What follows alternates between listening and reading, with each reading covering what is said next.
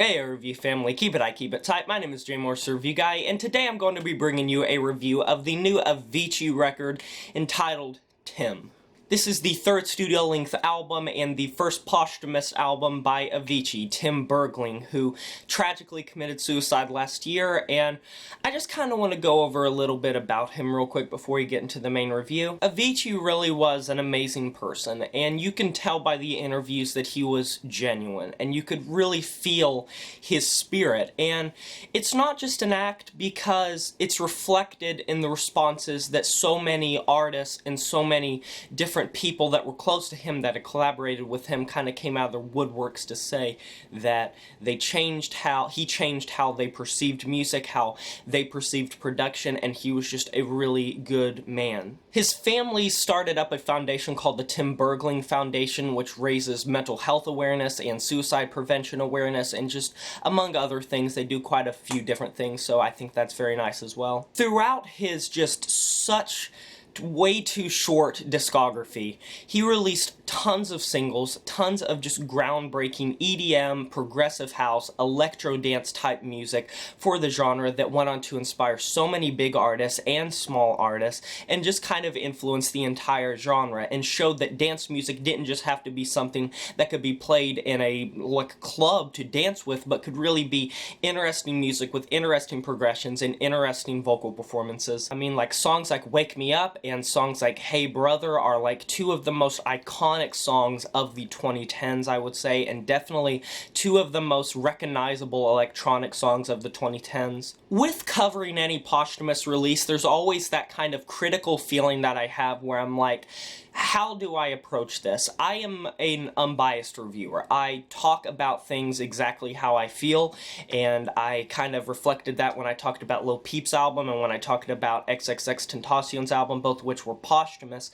A lot of posthumous albums will just be industries and companies getting the rights or abusing the rights of a artist, like songs or scrapped material or B-sides, and slapping them on just some half-brained, badly produced record that is usually so short that it barely qualifies as being a full LP, and just slaps a dead man's name on it to just get sales, to generate streams. And I'm a big proponent on being against that. I don't think that is a very good thing to do, and it reflects in the sales because XXXTentacion's record, Skins, debuted at #1 on the Billboard 200. I don't think you should abuse someone that died's name just to generate streams and generate sales, but maybe I'm talking out of line. But here's the deal.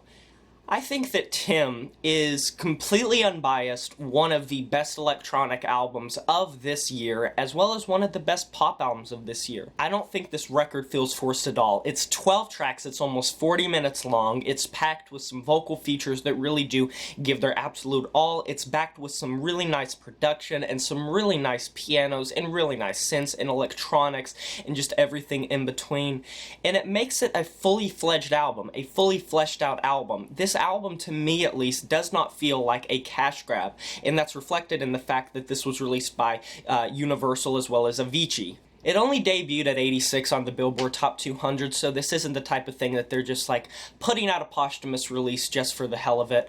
And the artists really do seem to be into the vocal performances. Peace of Mind has the duo Vargas and Lagola on it, and it's just this beautifully acoustic guitar-led, melodic just track. Listening to this record, a part of me, as I'm progressing through this, this track list, I'm kind of wondering if Avicii knew.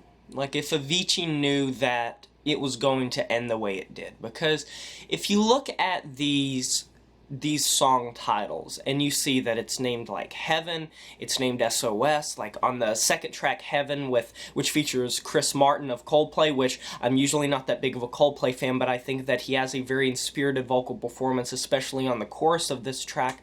It just has this eerily just dark but beautiful feel to it, and when it's saying I'm going to heaven, I think I just died, Aloe Black features on the track SOS, the third track, and if you recognize the voice, that is because he did the vocals on Wake Me Up, which was one of Avicii's biggest tracks, definitely one of my favorites, and he applies a really nice vocal performance once again. I wouldn't say this track is as triumphant as Wake Me Up was, but the synths just have this almost tropical feel to them, this very just kind of Hawaiian feel to them. It feels like something that could definitely be played on the radio. Tracks like Tough Love and Bad Reputation and Ain't a Thing just have this really nice EDM feel to them that feels simultaneously like it could be on the top 40 charts, but could also apply to just kind of IDM fans who like some interesting progression, specifically on Tough Love, where those melodic melodies just sound chaotically assembled but gorgeous. Every track here just has this beautiful sheen on it. When the pianos kind of back these acoustic guitar melodies or these synth melodies, they're combined in such a way that just sounds so well and so well assembled. And the thing about Avicii is, I don't know how much of this album was assembled by him, because there are quite a few producers on this record, and there are quite a few vocal features on this record, so I'm not sure who wrote their own lyrics, or if he wrote his own lyrics, or however it went. But as is, this is just a beautifully triumphant album that's cloaked in some lyrics that, albeit simplistic, really do pack a punch with this instrumentation. And Avicii has always been one of the producers, one of the DJs, one of the mixers, one of the producers that have just blown me away with how meticulously assembled his pop and his dance beats are, to where they're simplistic enough to be applicable and be applied to the average EDM listener, but interesting enough to really keep you captivated and interested. His melodies that he comes through with, his harmonies that he comes through with, the vocal features that appear, just all make this record sound like a swan song. Like, if he doesn't have another posthumous album, I kind of hope he doesn't, because I think this is a fantastic album. I think it's a great dance album, I think it's a great pop album, and it really kept me interested the whole way through. And knowing the background of Avicii, knowing the way that he died, this album just means so much more than if it was just made by just someone, just made by him while he was alive even. I probably still would have really enjoyed this record, but this triumphant just display of prowess, this final farewell kind of, I can't get over it. I like it a lot. It really made me emotional. I've kind of been emotional in this review, like in between cuts. I've actually gotten emotional. And I highly suggest this record to anyone that likes EDM or IDM, or just to pay your respects to Avicii.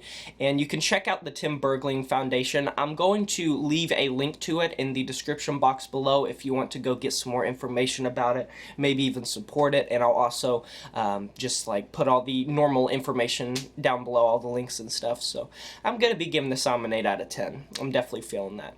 That is a wrap.